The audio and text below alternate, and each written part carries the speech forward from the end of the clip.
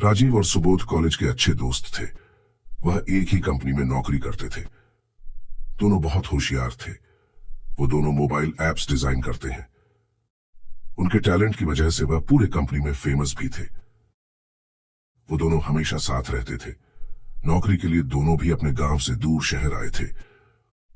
उनका बचपन गांव में गुजरा था, इसलिए राजीव के घर वालों ने उसकी शादी भी जल्दी कर दी थी। राजीव का 1-2 साल का बेटा भी था। राजीव की पत्नी गांव में अपने सास ससुर के साथ रहती। राजीव रोज उनसे फोन पर बातें करता। राजीव का घर बहुत ही छोटा सा था। उसके मां बाप भी गरीब थे, लेकिन वह संतुष्ट थे। लेकिन राजीव और उसकी बीवी संतुष्ट नहीं थे। उन्हें पैसा और अमीरी चाहिए थी। वो जब से शहर गया था, उसे वहां की रौनक अच्छी लगने लगी थी और वह भी ज्यादा पैसे कमाना चाहता था। राजीव ने 2 दिन की छुट्टी डाली और अपने गांव आ गया।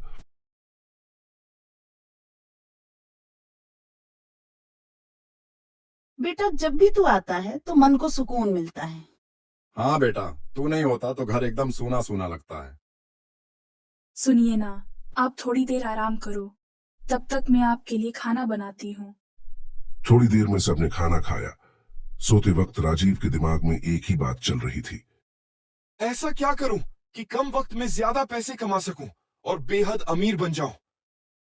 मुझे नौकरी के साथ और एक इनकम सोर्स ढूंढनी पड़ेगी। सोचते सोचते उसकी आंख लग जाती है।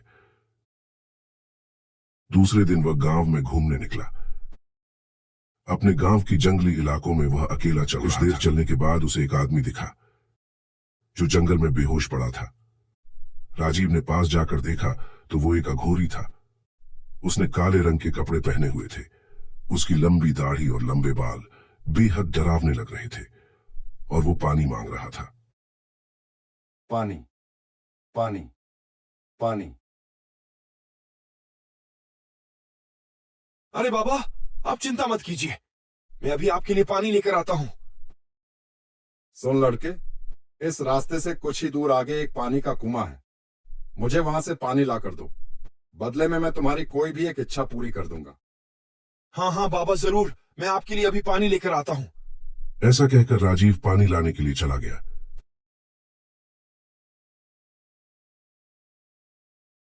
थोड़ी देर में राजीव पानी लेकर वापस आता है और उसने उस अघोरी को पानी पिलाया।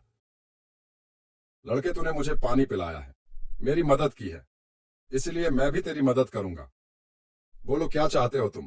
तुम्हारी कोई भी एक समस्या मुझे बता दे, मैं उसे खत्म कर दूंगा। समस्या ज्यादा बड़ी नहीं है, पर मैं भी अपने जीवन में सुखी होना चाहता हूं। मैं चाहता हूं कि मेरे पास भी ऐशो आराम की जिंदगी हो। मेरे पास पैसा, गाड़ी, बंगला हो, पर मेरे नसीब में यह सब कहां? नसीब को भी बदलने की ताकत रखता हूं मैं लड़के। मैं तेरी इस समस्या का हल जल्दी ही निकाल लूंगा। मतलब आप क्या करेंगे? तुझे सब पता चल जाएगा लड़के। अगली अमावस्या की रात को मुझे तू यहीं पर मिलना। तुम्हें तुम्हारी सारी समस्याओं का हल मिल जाएगा। ऐसा कहकर वह अघोरी वहां से चला गया। राजीव को यह सब बहुत अजीब लगा, पर पैसे की लालच की वजह से वो अगली अमावस्या का इंतजार करने लगा। पर उस दिन शाम राजीव को कंपनी के अर्जेंट काम से शहर लौटना पड़ा।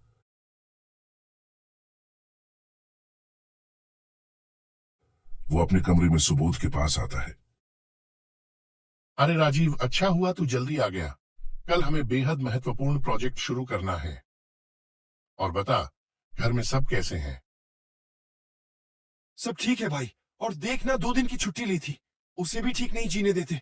मैं तो तंग आ गया हूं ऐसी लाइफ से। पता नहीं अच्छे दिन कब आएंगे। चल, मैं कुछ देर आराम करता हूं, सुबह फिर काम के लिए भी तो निकलना है। अगले कुछ दिन तक राजीव का ध्यान कहीं नहीं लग रहा था। वह अक्सर यही सोचता कि ऐसा क्या करूं कि मेरे पास बहुत सारा पैसा आ जाए।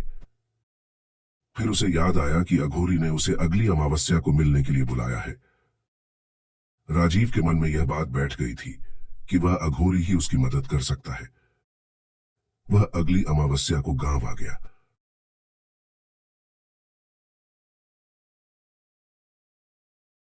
और जहां उसे वह अघोरी मिला था, उसी जगह वह अघोरी का इंतजार करने लगा। रात बेहद गहरी हो चुकी थी। फिर भी वह अघोरी वहां पर नहीं आया। राजीव को अब गुस्सा आने लगा था। ये क्या बेहुदा घटिया मजाक किया उस अघोरी ने मेरे साथ। मुझे यहां रात को बुलाकर खुद ही कहीं गायब हो गया। मैं शहर से अपना काम छोड़कर यहां आया हूं। अगर मदद ही नहीं करनी थी तो मुझे यहां बुलाया ही क्यों? मैं ही पागल था जो उसकी बातों में आ गया। खैर, अब यहां रुकने का कोई फायदा नहीं है। मुझे अब चलना चाहिए। चलना। ऐसा कहकर राजीव वहां से निकलने ही वाला था। वो जैसे ही पलटा तो वह अघोरी उसके पीछे खड़ा था। राजीव उसे देखकर एकदम से डर गया। यहां से जाने की सोच रहे थे? तू चाहकर भी यहां से जा नहीं पाता लड़के। अरे नहीं, अघोरी बाबा, मैं तो आपसे ही मिलने आया था। नहीं, तू तो भाग रहा था लड़के। पर याद रख, यहां जो भी आता है अपनी मंजिल पाए बिना लौटता नहीं। तुम आए हो तो अपनी मंजिल जरूर पाओगे। वो सब ठीक है, लेकिन हम ये करेंगे कैसे? तुझे कुछ नहीं करना है लड़के। जो करना वो मैं करूंगा। तुझे बस मेरे साथ चलना है। राजीव उस तांत्रिक के पीछे पीछे घने जंगलों में चलता गया। थोड़ी ही देर में वह एक सुनसान जगह पहुंच गया जहां चारों तरफ घने पेड़ थे। अघोरी ने वहां पहले से ही पूजा की सारी तैयारी कर रखी थी। अघोरी पहले हवन कुंड के पास बैठा। सुन लड़के, तू इधर बैठ जा। राजीव के बैठते ही उसके चारों ओर आग जलने लगी। यह देख राजीव डर गया। ये क्या कर रहे हो तुम? बुझाओ इस आग को। घबराओ मत। यह आग तुम्हें जलाने के लिए नहीं, बयांगी से तुम्हारी सुरक्षा के लिए लगाई है मैंने। उसके बाद अघोरी ने मंत्र पढ़ना चालू किए। 1 घंटा गुजर जाता है। अघोरी की पूजा खत्म होने को आई ही थी कि अघोरी के पीछे एक भयानक बड़ा सा सफेद साया आ गया। राजीव ये देख डर के कांपने लगा और अगले ही पल वह सफेद साया हवन कुंड के बाजू में रखे बर्तन में कैद हो गया। फिर उस बर्तन को तांत्रिक ने राजीव को दिया और कहा, इसे अपने घर में एक साफ सुथरी जगह पर रखना और हर अमावस्या को इसे एक कटोरी बिरयानी, 5 गेहूं की रोटी और थोड़ा सा मुर्गी का मांस चढ़ाना होगा। वो भी बिना भूले, चाहे कुछ भी हो जाए। और आज से ठीक 10 महीने बाद तुम्हें इस बयांगी को मुक्त करना होगा, नहीं तो अनर्थ हो जाएगा। इसमें तुझे अपनी जान भी गंवानी पड़ सकती है अगर तूने सब सही समय पे नहीं किया तो। इसलिए सब कुछ जैसा कहा है वैसे ही करना। राजीव ने अघोरी की सारी शर्तें मान ली और उस बयांगी औरत को अपने साथ शहर ले आया।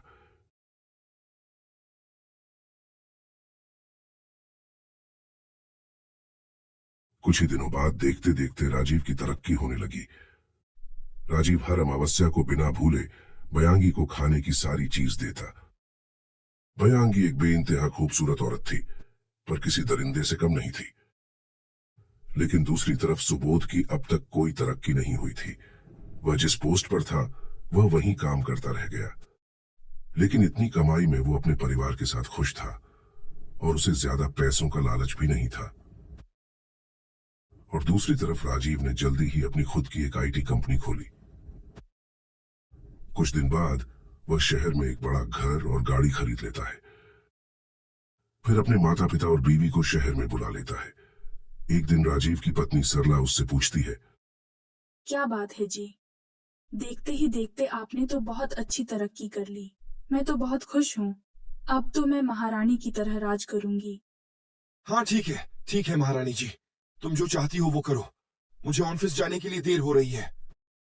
लेकिन तभी राजीव का जिगरी दोस्त सुबोध उसके घर आ जाता है।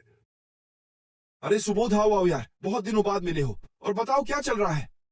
पता चला तुमने बेहद तरक्की कर ली है, तो बस तुम्हें मुबारकबाद देने चला आया।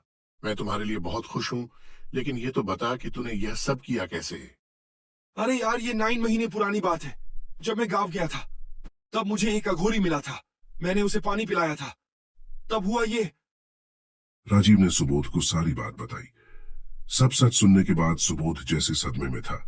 कुछ पल के लिए उसे कुछ समझ नहीं आया कि क्या कहूं। उसे ये बात बिल्कुल भी अच्छी नहीं लगी थी। देख मेरे भाई, तूने अपनी जिंदगी में बेहद तरक्की कर ली है, ये बहुत अच्छी बात है। पर यह अघोरी, काला जादू, भूत प्रेत, तंत्र मंत्र, आत्मा, ये सब फालतू की चीज है। शुरुआत में सब कुछ ठीक लगता है, पर आखिर में सब कुछ गंवाना पड़ता है। मेरे भाई, ऐसी चीजों से कभी किसी का भला नहीं हुआ है। सुबोध की बात सुनकर राजीव को गुस्सा आ जाता है। तू दोस्त नहीं, दुश्मन है मेरा। जलता है तू मेरी तरक्की से, इसलिए ये सब फालतू की बातें मुझे सुना रहा है। नहीं राजीव, मेरा काम तुझे समझाना था। मैं तो तेरे भले के लिए ही कह रहा था। सुबोध अपने घर निकल पड़ता है। तभी राजीव कहता है, मेरा सबसे जिगरी दोस्त होकर मेरी कामयाबी से जलता है। ऐसे दोस्त से तो दुश्मन अच्छे। लेकिन उनकी ये सब बातें राजीव की बीवी ने सुन ली थी। वो उसके पास आती है और कहती है, ये सब आप क्या बात कर रहे हैं? हमारी तरक्की की वजह आपकी मेहनत नहीं, बल्कि वो काली जादू है। हमें नहीं चाहिए ऐसा पैसा जो हराम का हो। हम अभी अपने गांव चलते हैं। राजीव सरला की कोई बात नहीं सुनता।